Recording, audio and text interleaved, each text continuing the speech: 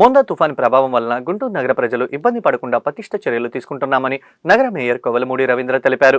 ఎక్కడైనా సమస్య ఉంటే తమ దృష్టికి తెస్తే యుద్ధ ప్రాతిపదికన చర్యలు తీసుకుంటామని చెప్పారు.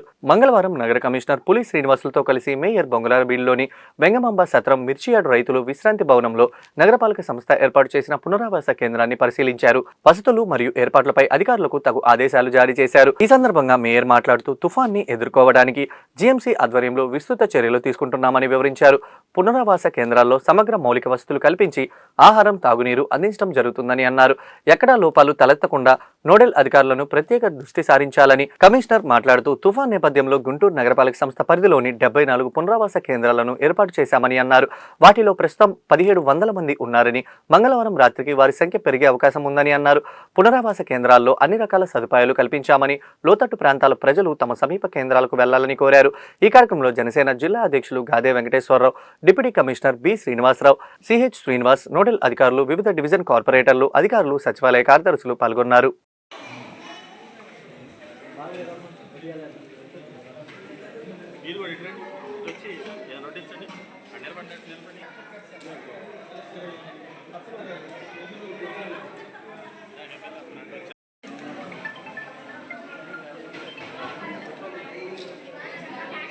ఫోటోలు కూడా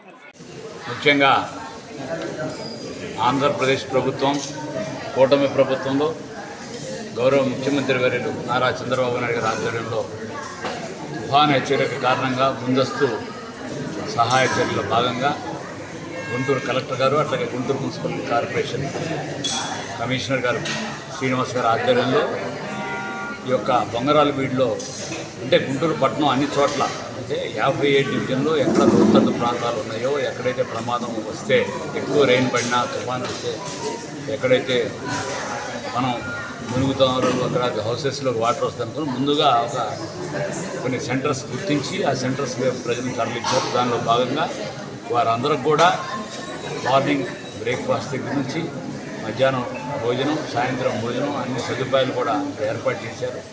వీళ్ళందరూ కూడా ఇక్కడ ఏర్పాటు చేసిన ప్రతి ఒక్కరు కూడా చేతులు జోడించి నమస్కారాలు తెలియజేస్తాను. ఇట్లాంటి సెంటర్లో అపత్కరమైన ఉన్నప్పుడే ప్రజలను మనం ఆదుకోవాలి. ఇది మన నాయకుడు నేర్పించిన పాట.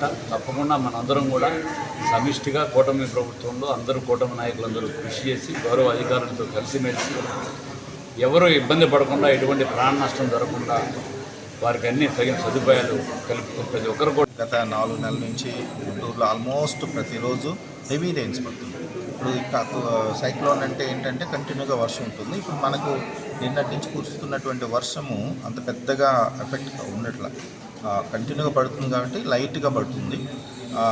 అట్లనే మనకి లాస్ట్ 4 మంత్స్ నుంచి కురుస్తున్న భారీ వర్షాలు ఒక 2 అవర్స్ 1.5 అవర్ పడ్డాయి.